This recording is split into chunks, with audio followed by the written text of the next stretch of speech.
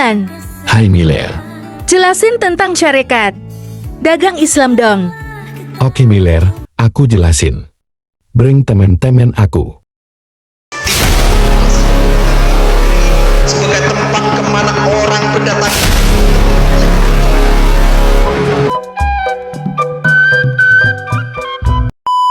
Syarikat Dagang Islam didirikan oleh seorang pedagang batik asal Surakarta, yaitu Haji Samanhudi pada tanggal 16 Oktober 1905. Syarikat Dagang Islam dikenal sebagai organisasi masa pertama yang berisikan para pedagang batik pribumi dan Arab di Surakarta yang menentang pemerintah kolonial karena memberi kebebasan masuknya pedagang asing untuk menguasai komplar ekonomi di Nusantara.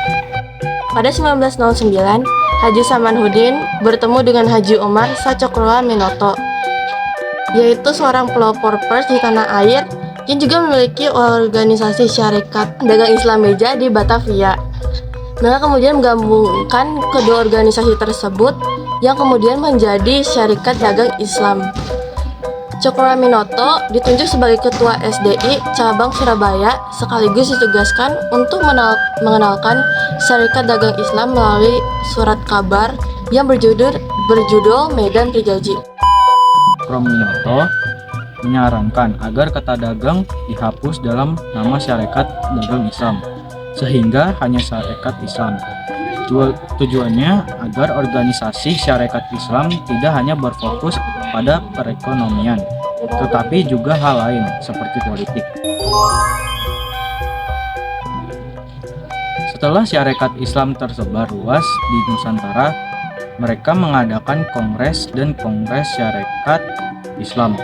Pertama diadakan di Surabaya pada tanggal 26 Januari 1913. Hasil dari kongres pertama Syarikat Islam di Surabaya adalah memilih Haji Saman OSI sebagai Ketua Syarikat Islam dan Hus Cokroaminoto sebagai Ketua Muda. Cokroaminoto menyatakan bahwa SI bukanlah organisasi politik. Hal ini disesuaikan dengan peraturan pemerintahan Hindia Belanda yang tercantum dalam Regering artikel I3 yang melarang keras berdirinya organisasi politik. SI memiliki tujuan untuk mengembangkan jiwa dagang hidup menurut perintah agama Islam, memperbaiki pendapat-pendapat yang keliru mengenai agama Islam, membantu anggota-anggota yang mengalami kesusahan dalam usaha memajukan pengajaran dan seluruh usaha yang mempercepat naiknya derajat rakyat. Kongres Syarikat Islam kedua diadakan di Jakarta pada tanggal 20 sampai 27 Oktober 1917. Ada 3 keputusan yang diambil pada kongres di Jakarta. Pertama, Syarikat Islam tetap menyetujui gerakan parlementer revolusioner. Kedua, tetap mengikuti gerakan Indi Werbar.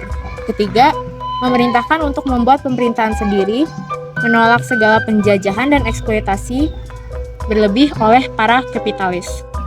Pada tanggal 6 Mei 1917, Syarikat Islam Semarang mengalami perubahan kepengurusan, yaitu Semaun sebagai Ketua Syarikat Islam Cabang Semarang menggantikan Raden Sojono. Ketika Syarikat Islam menginginkan adanya Dewan Perwakilan Rakyat atau Volsaran Syarikat Islam Semarang, khususnya, Semaun tidak setuju dengan keputusan tersebut. Sentral Syarikat Islam tanggal 6 sampai 10 Oktober 1921 yang diadakan di Surabaya terdapat keputusan harus memilih antara Syarikat Islam atau organisasi lain.